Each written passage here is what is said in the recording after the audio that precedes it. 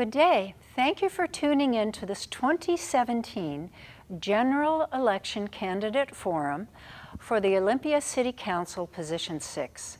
The forum is presented by the League of Women Voters of Thurston County and Thurston Community Media.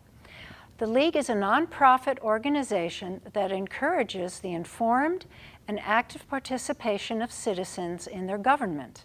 The League neither supports nor opposes candidates or parties. We are nonpartisan. The League registers new voters, studies issues, and advocates for positions with governing bodies. Despite its name, the League is open to both men and women of age 16 and older. I'm Elliot Weinstein from the League, and I'll be moderating this forum. The candidates for Olympia City Council Position 6 are Janine Rowe to my immediate right and Renata Rollins, who's sitting on the other side of Janine. For this forum, each candidate will have 2 minutes for an opening statement. Then I'll ask them questions in alternating order. The person first asked the question will have 2 minutes for a response, followed by 1 minute from the other candidates. There will be 1 minute for closing statements at the end. We will begin with opening statements from the candidates. We will begin with Janine Rowe. Thank you, Janine. Thank you.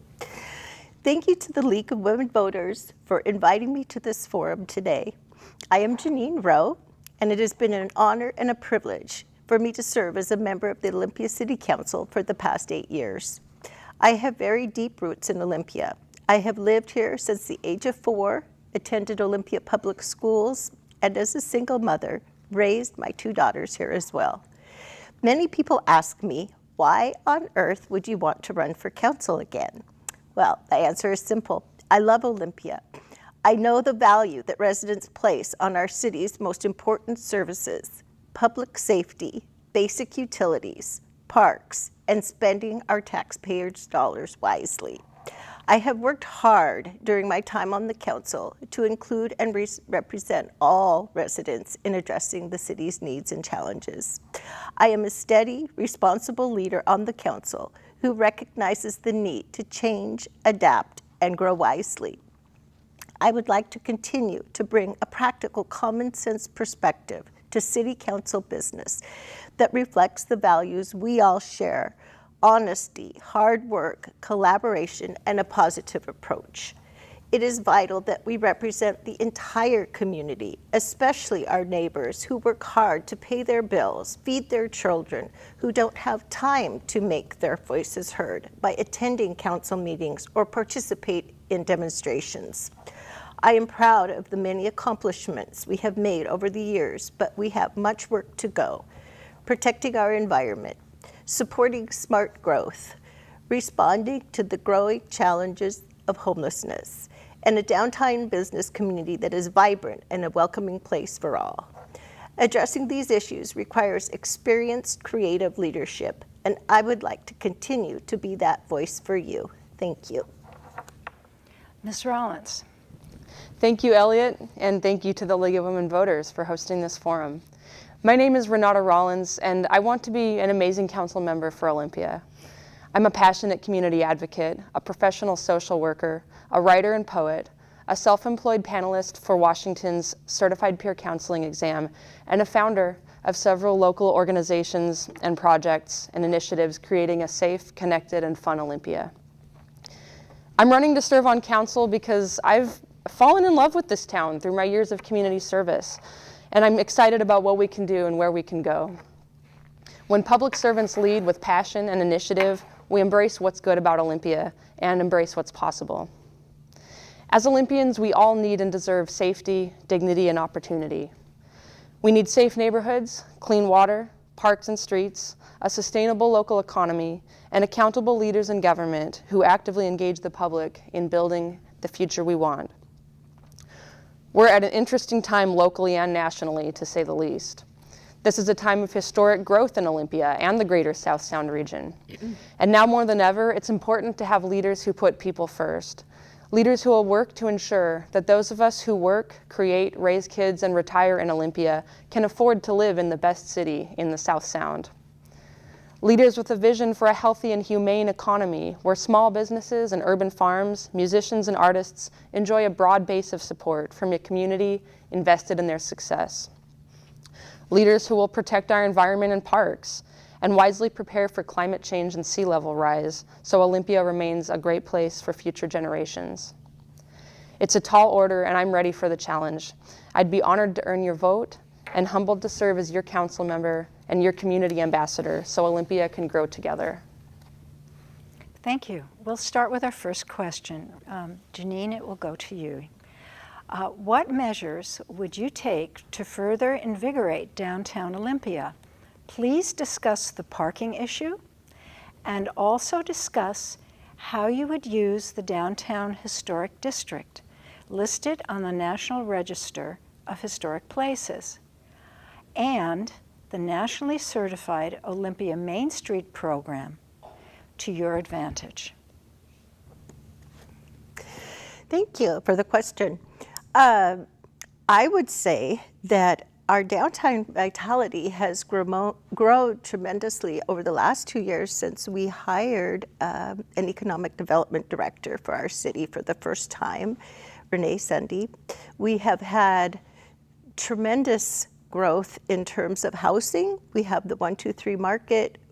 We have the new condominiums behind the old, I call it the old Sears building.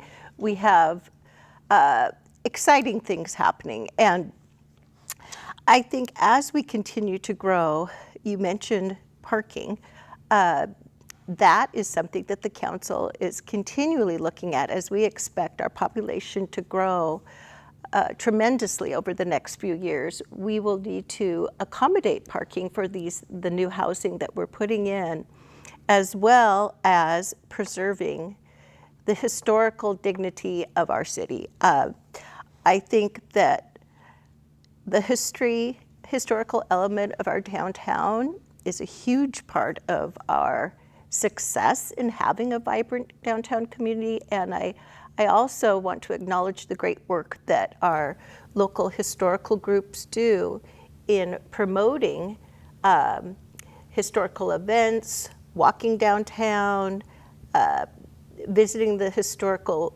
buildings that we're preserving. The Main Street approach is what our current Olympia Downtown Association falls under. And it is a really great program that is used nationwide for cities of our size that we want to see preserve our historical dignity. And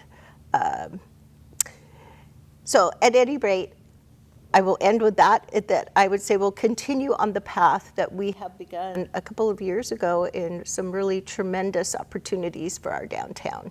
Thank you. Renata, do you want me to repeat the question? I think I've got it. Okay. Thank you. I love downtown Olympia. I spend quite a bit of time there.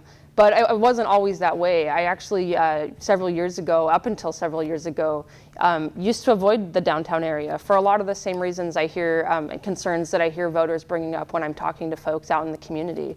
And what changed that for me was making that decision to dive in and personally invest and to build relationships with people that I didn't know yet. I now shop downtown and dine downtown as a choice because I have relationship and community with the people that are running the businesses. It's a great community downtown.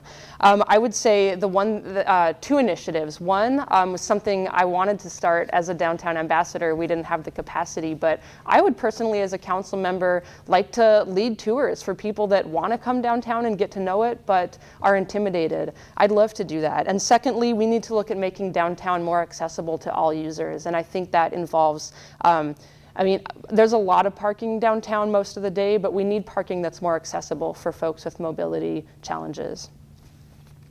Thank you. We will move on to the next question.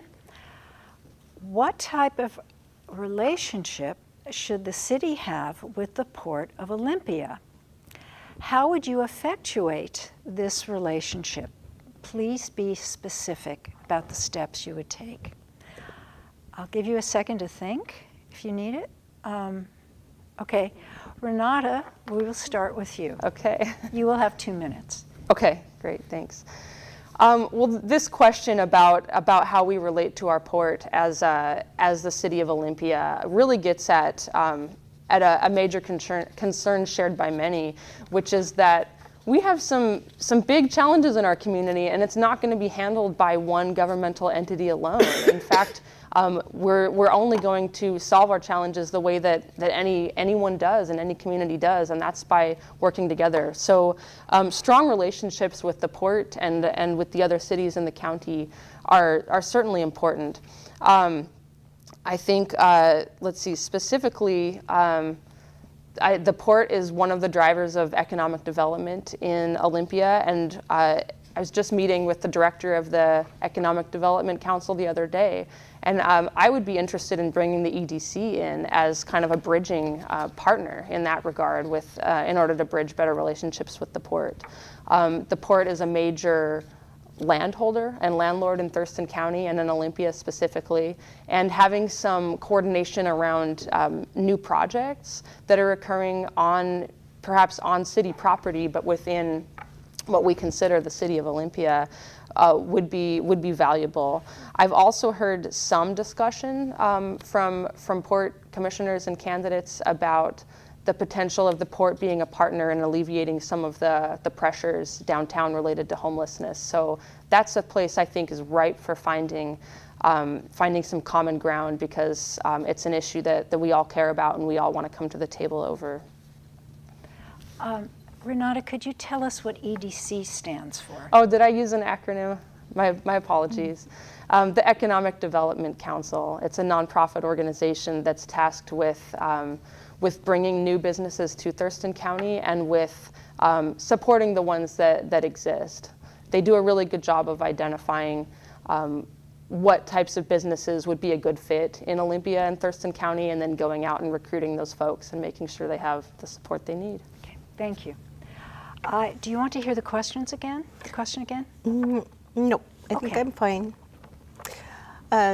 So, thank you. I think that the city of Olympia currently, I think, has a fairly strong relationship with our port and port commissioners. I think that we definitely need to have more meetings. I believe at this time we have once a year sit-down meetings, but I think we definitely need to step that up and have meetings more often. I think the key to successful government is communication. And as I watch this campaign going, I see a lot of people talking about issues that haven't really even been discussed between the city and the county to the degree that perhaps the media is playing out to be. And so I would like to just say that we do have a good relationship, but we definitely need to improve it and just strengthen the ties that we definitely need with our port commissioners and the Port of Olympia to be successful. Thank you. We'll move on to the next question. Janine, this one will go to you first. What are your views on homelessness, and what solutions do you recommend? Oh my goodness. Homelessness in Olympia. So, I have been very passionate about that issue in our downtown community for the last 8 years that I've served on council. One program that I'm particularly proud of is the Ambassador Program, which I brought forward to Olympia about 6 years ago. And that program helps in two categories. One, it helps our homeless constituents to find services. It helps our customers, our visitors, our citizens. It helps them with parking, directions. So that program has, I think, been one that has been very successful. And another is the ongoing help of all of our nonprofits in the area. I serve on the CIP, another acronym, which is the Community Investment Partnership. And that is a program that I meet, or a board that I meet with that includes the county, South County, the different jurisdictions, Lacey, Tumwater, Olympia, and we get together and determine a really hopefully countywide approach to homelessness. We have some really great things happening in downtown Olympia, the Billy Frank Jr., the Providence Community Care Center just opened. We have some housing going in at the old Bailey Motor Inn, which is very exciting. We have wonderful support with our sidewalk corporation or board, as well as our interfaith group. So we have a tremendous nonprofit community that's working on this. We all have to work on it together. It's nothing that's going to happen overnight. It's a tragedy in our community, and I think that we all care and deeply. And at the same time, we need to remember that, particularly in our downtown community, that the space belongs to all citizens. Thank you. Renata, do you want me to repeat the question? No, I've got it. I wish I had a little more time than a minute, but there's a couple of points that I would make here, and it's certainly the number one issue I hear community members bring up that I'm speaking to. And I come from a background of social work and in that nonprofit community, and I have to say we do really great work, and there's great relationships going on and great referrals between different organizations. But the missing piece is housing. We can refer people to places, but if all they have is a wait list for years of waiting to get into housing, then that doesn't do anything for that community today. It doesn't do anything for the business community downtown today. So investing in more housing that people who are on a Social Security disability income, which is the majority of the folks that we see downtown who are homeless, is something that we can do locally, steps we can take locally. I also would look at prevention. Housing's getting expensive, and there are people that are working, that are raising families, and they're finding themselves priced out of Olympia. Let's look at what we can do about that so we don't have more families on the streets. Thank you. We'll move on to the next question. Renata, you will go first. Okay. Do you support the Views on Fifth project, or do you support a park for the Capitol Lake Isthmus? Please give your reasons and specific facts in support of your opinion. Great. Hot topic. Getting a lot of emails about that lately. And it's a tough one. I have to say I am open to what the best solution is. Of course, when I'm in the area, I wish the building wasn't there. I don't know anyone that's happy with there being a building there with nothing in it.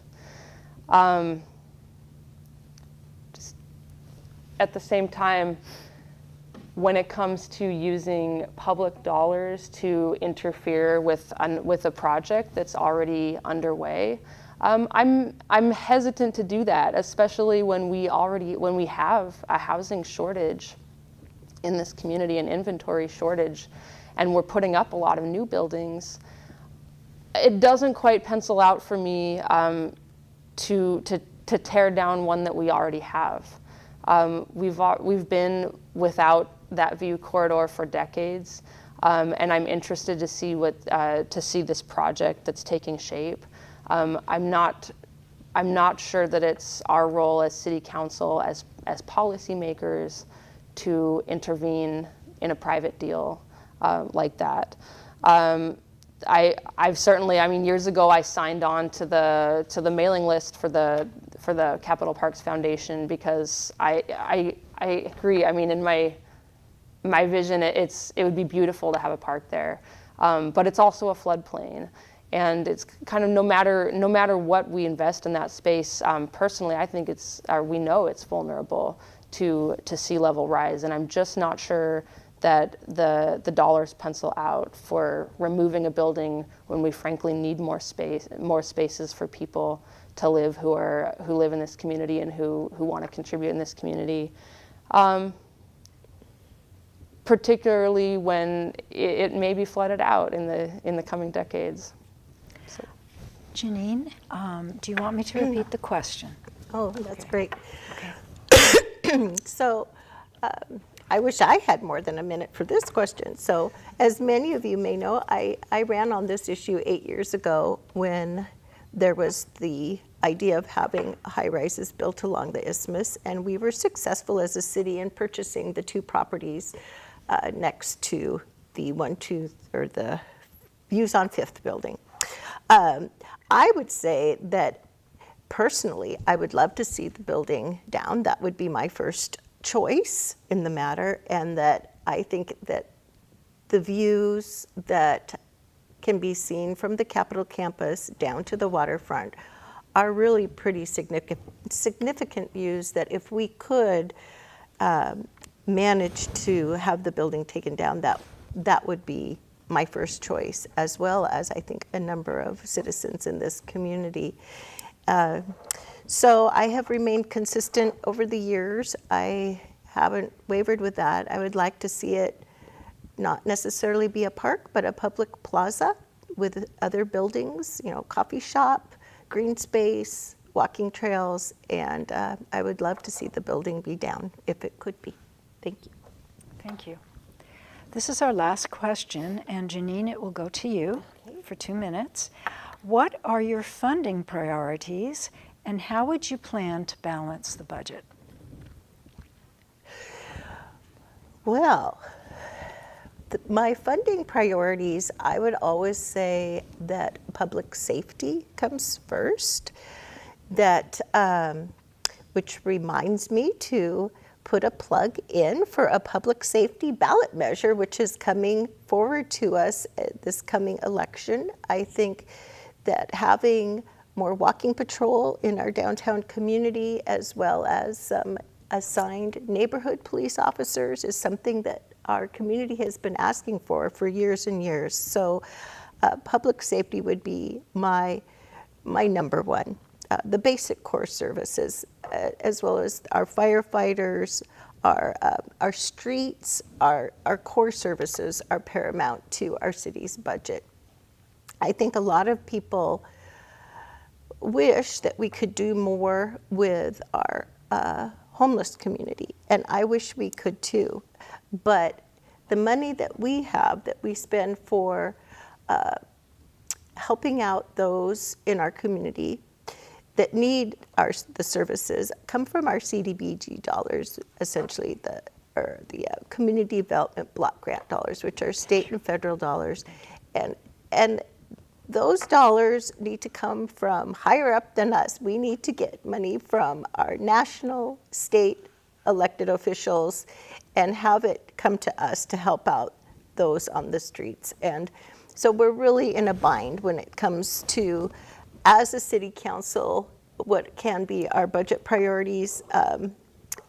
We are limited in what we can choose where we can choose to put our dollars. The other thing that I'm very supportive of is, of course, our parks and preserving green space in our community, but that again is through our Metropolitan Park District Fund. And then I would just say in closing that we need to have a sustainable budget, and we've worked really hard over the years to have a really strong sustainable budget in the city of Olympia. Thank you.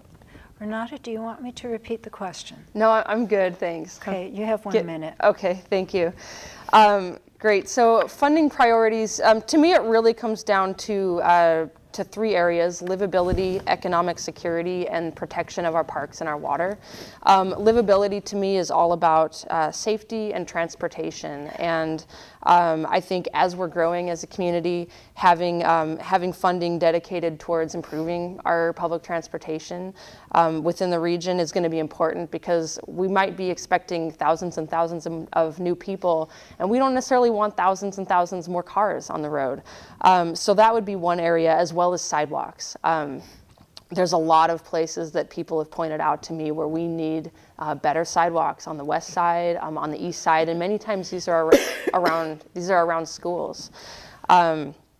Economic security, that means making sure that people who live and work here can still afford to live and work here. I know that rents have gone up by nearly $1,000 a year. That's money that could be injected more into our local businesses. So how can we keep folks that are renting and making this a great place secure and able to support businesses? And lastly, protecting our water. There are a lot of grants available, so let's leverage our funding to protect our water and parks. Thank you. Now each of you will have 1 minute for a closing statement. Janine, you will go first. Let me get out my cheat sheet. Oh. Again, I thank the League of Women Voters for our forum today. I'm eager to continue my role on the Olympia City Council and to continue to build the relationships that I have cultivated over the past years with citizens from all walks of life, business owners, nonprofit leaders, elected officials from Lacey, Tumwater, and the county. There is much to look forward to: economic development and housing in our downtown, a housing levy on the ballot this spring to help our homeless, a public safety measure this fall to support our police to do the best job possible. This is a challenging time for all of us at a national and local level. Addressing these issues requires an optimistic approach with experienced and positive leadership. I would like to continue to be that leader and respectfully ask for your support and vote this fall. Thank you. Thank you. Renata, you will close us out. Okay. Thanks again to the League for your commitment to open discussion of the choices we face. And this election matters because Olympia matters, our safety matters, our values matter, who we are matters. I'm proud to have the support and sole endorsements from environmental, labor, and progressive organizations, including the Thurston County Democrats, Thurston Environmental Voters and the Sierra Club, the State Workers Unions, WFC 443 and 872, and the WPEA, the Teamsters and Carpenters, Green Party of South Puget Sound, and so many local business owners, workers, community leaders, neighbors, and friends. The well-being of our families, our communities, and our local economy, our environment, are all connected. I want to offer my knowledge, my experience, and holistic approach to work for the people of Olympia. I want to serve and encourage our community as we rise together to meet our challenges. Please vote Renata Rollins for Olympia City Council Position 6. Thank you. Thank you. Thank you for participating in the League of Women Voters General Election Forum for Olympia City Council Position 6. We encourage viewers to vote in the general election on or before November 7th, 2017. The League particularly thanks Thurston Community Media for their ongoing support and assistance.